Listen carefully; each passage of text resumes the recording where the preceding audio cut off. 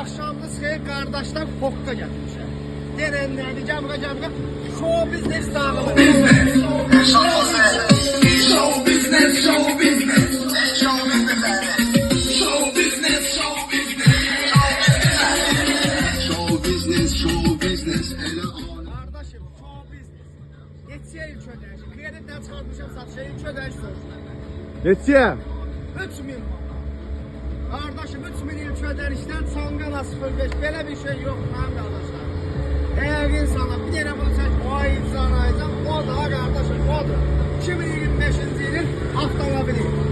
Veyahut da kardeşim bu olması başka bir avtomobil olsun. Satışmayan məbləği var kardeşim. Əlaqə nömrəsi profildə var. Zəng elə, al o denəyən kardeşim sizin köməkliyi göstərsin.